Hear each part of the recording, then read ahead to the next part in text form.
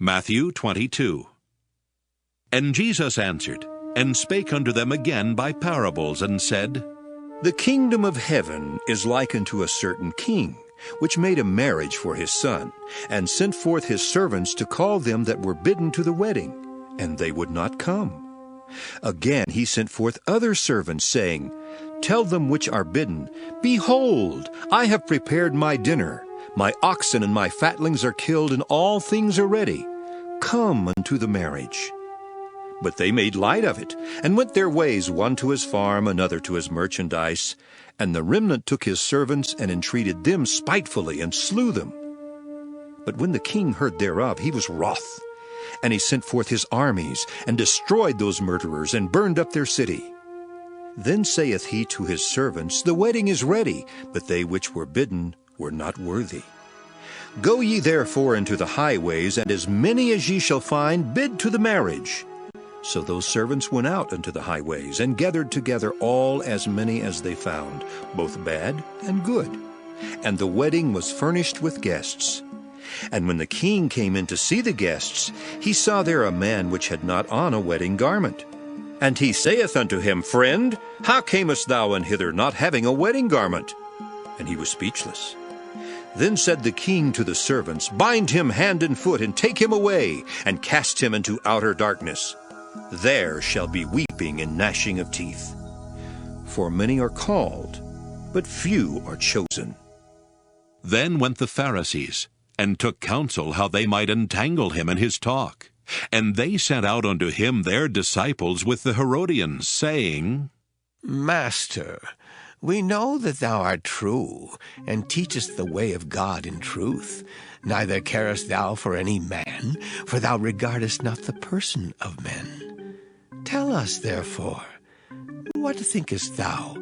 Is it lawful to give tribute unto Caesar, or not? But Jesus perceived their wickedness, and said, Why tempt ye me, ye hypocrites?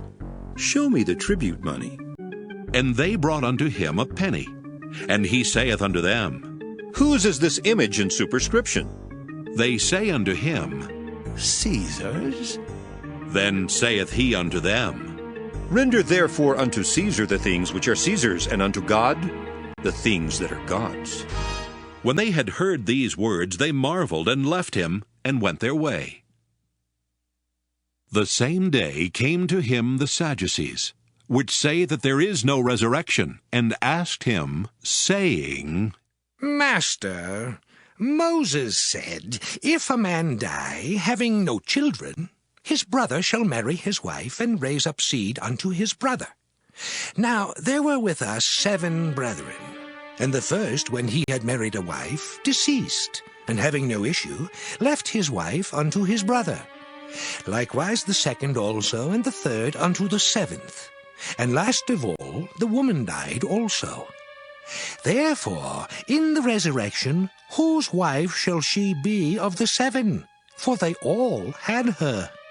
Jesus answered and said unto them, Ye do err, not knowing the Scriptures, nor the power of God. For in the resurrection they neither marry nor are given in marriage, but are as the angels of God in heaven. But as touching the resurrection of the dead, have ye not read that which was spoken unto you by God, saying, I am the God of Abraham, and the God of Isaac, and the God of Jacob? God is not the God of the dead, but of the living. And when the multitude heard this, they were astonished at his doctrine. But when the Pharisees had heard that he had put the Sadducees to silence, they were gathered together. Then one of them, which was a lawyer, asked him a question, tempting him, and saying, Master, which is the great commandment in the law? Jesus said unto him, Thou shalt love the Lord thy God with all thy heart, and with all thy soul, and with all thy mind. This is the first and great commandment, and the second is like unto it. Thou shalt love thy neighbor as thyself. On these 2 commandments hang all the law and the prophets. While the Pharisees were gathered together, Jesus asked them, saying, What think ye of Christ? Whose son is he? They say unto him, the son of David. He saith unto them, How then doth David in spirit call him Lord? Saying, The Lord said unto my Lord, Sit thou on my right hand, till I make thine enemies thy footstool. If David then call him Lord, how is he his son?